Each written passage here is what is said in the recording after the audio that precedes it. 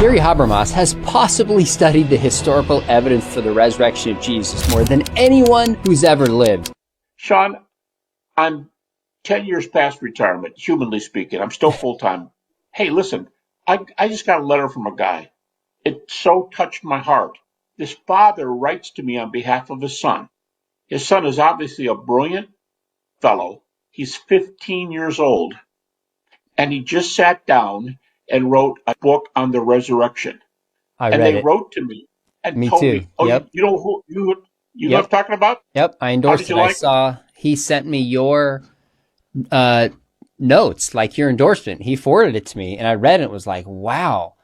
And this is a homeschool kid, and Yeah. they did not use AI, wrote it himself, understood the arguments, explained it. I was thinking at 15, there's zero chance I could have done this. So, but it was significant and it was long. It was a big Yeah, no, project.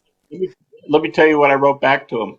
When I was 14, I started writing an essay on the resurrection. Mm. So by the time I was 15, his age, I had this essay, and I didn't write it for anybody. I wasn't trying to publish. I wasn't trying to be a scholar. I wasn't trying to say I'm going to go to college and do this. It was for my doubts. You know how things happen. You don't get your work done in time. And I wasn't ready to hand that paper in. I handed in the paper I wrote when I was 15, and I got an A on it. Oh, that's funny. So I wrote back to the guy, and I said, I know what you're talking about. I was 15. I said, guess what? I said, you could be one of those guys coming up in the next apologetics group, and we need them because we're not going to be here forever. Amen.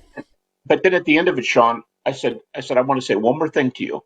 I said, look at Proverbs 4, was it Proverbs 4:23, about paying the most attention to your heart because it's the most important thing. I said, most people are going to fall away for emotional reasons, not for factual reasons. Mm. You've done the factual reasons here. Mind your heart. And then he wrote back to me and he was so thrilled. I wrote back to him again. I said, just remember what I said. Mind your heart. Don't put all your time in the facts and none on your heart. Learn to affirm your views because I would like to, quote unquote, look down from heaven and see you as one of the sharp guys when you're 35 or 40 years old. Amen. I love that.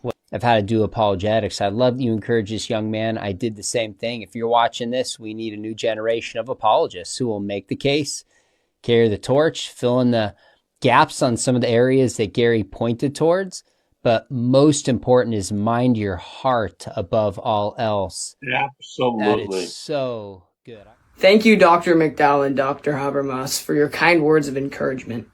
They mean the world to me, and I will always remember them in my heart.